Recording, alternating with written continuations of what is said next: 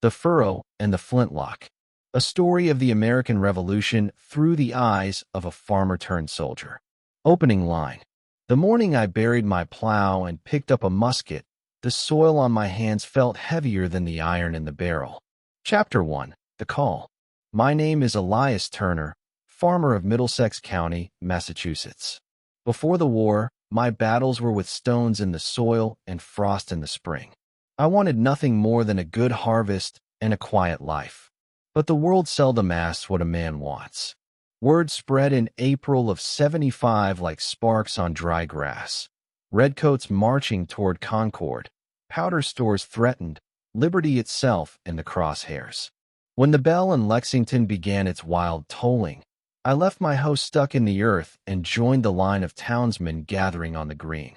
I stood shoulder to shoulder with merchants, blacksmiths, and boys no older than 16. None of us looked like soldiers. Yet every man there knew that when tyranny knocks, you answer with whatever strength God gives you. At dawn, scarlet coats appeared through the mist. Their commander barked orders. We held. The British officer warned us to disperse. We didn't move. A shot cracked, no one knows from where, and history took a breath. The British fired. Smoke swallowed the green. I saw friends fall. I ran, firing as I fled, heart pounding with terror and a strange, newborn resolve. By nightfall, the colonies were no longer British subjects. They were rebels. And I, a simple farmer, had become a fighting man. Chapter 2. The Making of a Continental. Months later, I marched under George Washington's command. The man carried the weight of a continent on his shoulders, and still he rode with a steady dignity that made you believe deliverance was possible. Training came hard. Muskets misfired. Powder got damp. Feet blistered. Supplies failed. Congress promised much and delivered little. But we learned to stand, fight, reload, and stand again. At Trenton, after crossing an icy Delaware that cut like glass, we struck the Hessians before dawn. My hands shook so violently I could barely prime my weapon. When the smoke cleared, victory warmed us more than any fire could. Yet the war was far from done, and winter was coming.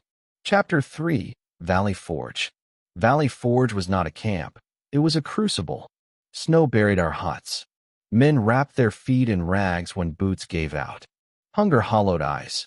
Disease stole friends quietly in the night. But something else happened there. Under the drilling of Baron von Steuben, a Prussian with a bark louder than musket fire, we learned discipline. We learned precision.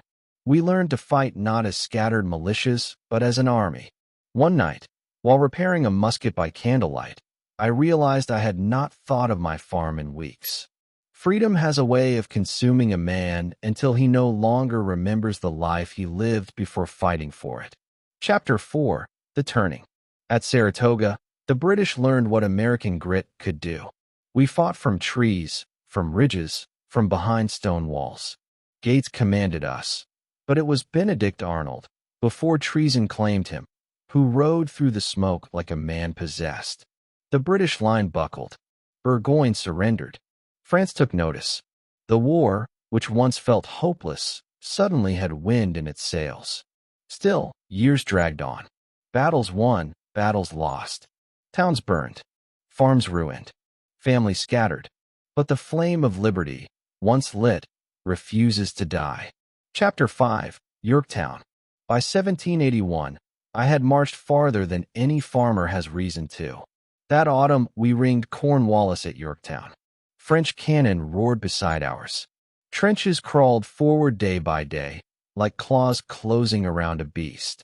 When the British drums beat the call for surrender, I felt something inside me ease for the first time since Lexington.